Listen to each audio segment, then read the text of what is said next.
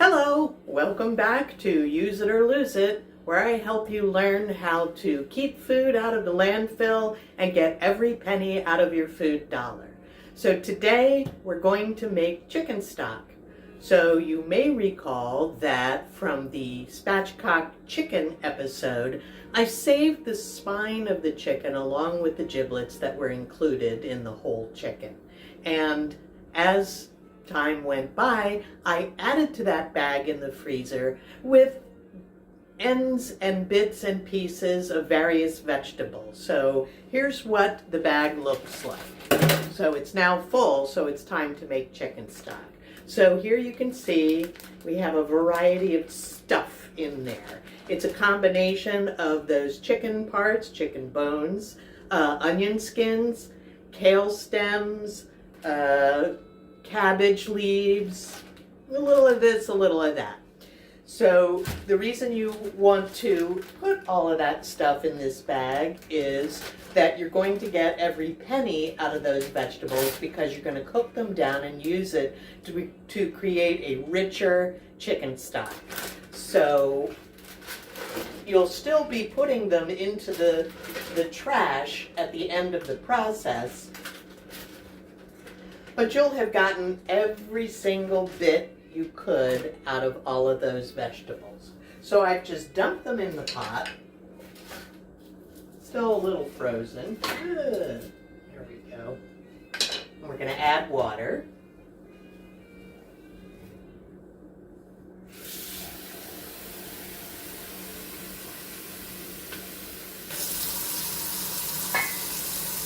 So you want to add water to cover all the stuff that's in the pot.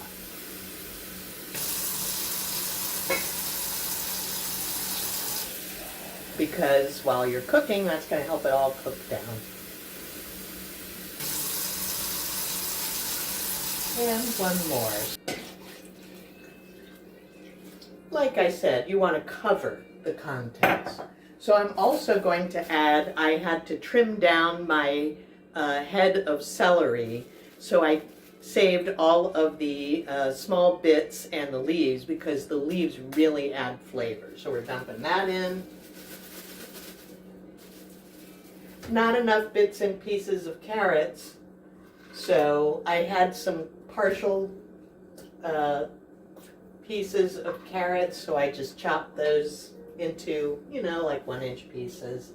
And I had the stump of an onion, whoops, that I'm going to throw in there, but not the one that just fell on the floor. Okay, and so we're going to put that on a simmer temperature. You can see how easy this is.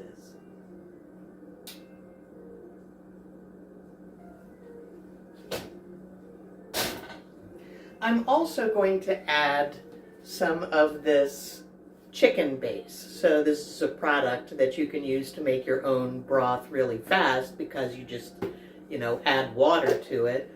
In this case, I have a little bit left, so I'm trying to use this up. So this will add depth of flavor to what's already going to be a flavorful stuff. I'm just going to finish this off.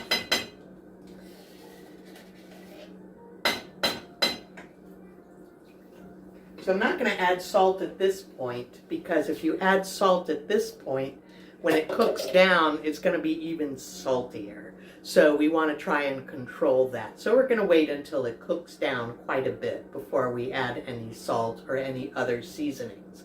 And then once that's all had a chance to come together, then we're going to strain out all the solids. We're just going to dump those. And then we will have our chicken stock, and it may be a funny color because we've put a bunch of stuff in there, but that's okay because it's all about the flavor. So I'm going to cut away and be back in a couple of hours to see where we are in the process. So stay tuned. Okay, it's been a couple of hours, probably 2.5, and things have cooked down. The vegetables are cooked through.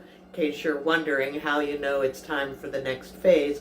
All the vegetables should be really soft. The chicken should be, if there's any meat on it, should be falling off of the bones. So I'm going to show you what this looks like. You can see it has a very rich dark color, which is what you want with stock.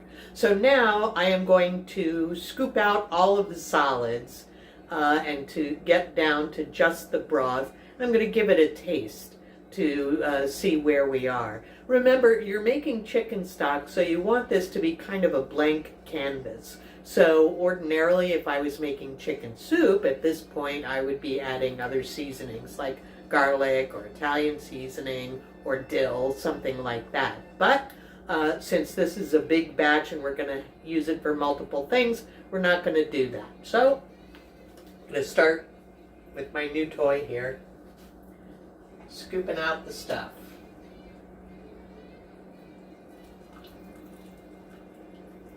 And for the sake of convenience, I've just put this tub that is eventually going to be the home of the stock here next to the pot. So I don't know if you can see, but here's one of the things that was in that bag. It's the core of a cabbage. So you can even put that in there. So, you know, don't be afraid of putting, you know, whatever kinds of odds and ends, pieces of vegetables you've trimmed off in your stock. You can see there a big cauliflower leaves. So a big part of the dark color of this is thanks to the onion skins. You may not know this, but that in early times was used as a dye. So you can see how it's transferred its color to the soup. There's the chicken neck. Another thing that makes this stock dark and perhaps a little cloudy is by including the giblets, because those tend to break down and they get real small and they just kind of blend into everything. But I must confess, I did eat the livers.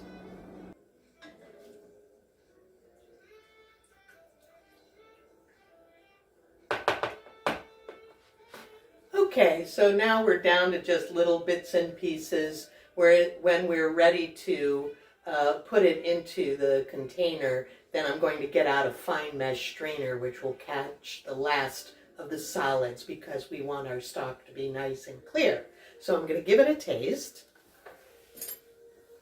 and see if I need to add any salt. Remember, I put that chicken base in here, which probably has a lot of salt already in it, so I may not need to add some.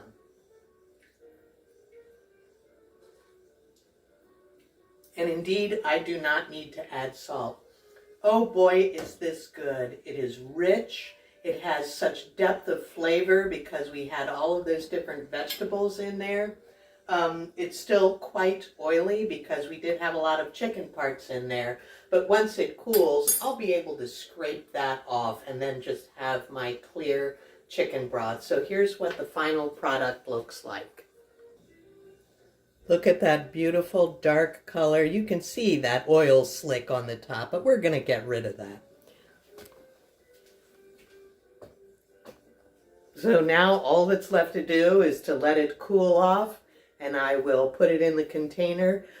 So I am probably going to freeze some of this because I may not get through all of it in a timely fashion. And here's a little tip. Your muffin pan, each well holds a half a cup. So you can very easily put the broth or the stock in your muffin cups, freeze it in the pan, and then pop out those chicken stock muffins and put them in little plastic bags into a bigger Ziploc freezer bag. And then you know that you always have some really great chicken stock on hand. It's pre-measured, so if a recipe calls for a cup or 2 cups, you know whether or not you have enough and you can pull out the right amount. So this is a handy tip for a lot of liquids or other things that you want to freeze. For example, mashed bananas. If you look up the dead banana episode, if I have a lot of dead bananas, then I do that with them. But anyway, so there it is. All of this stuff, yes, it is going to go to the landfill. However, we squeezed every penny out of it by turning it into soup. And we also got all kinds of nice vitamins from all of those vegetable parts. So it's healthy too.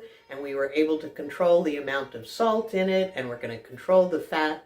So we're getting, for just a few hours of time, our very own reduced sodium, low-fat chicken stock. So that's it for today, and I'll see you next time. I may even be using some of the chicken stock. Bye!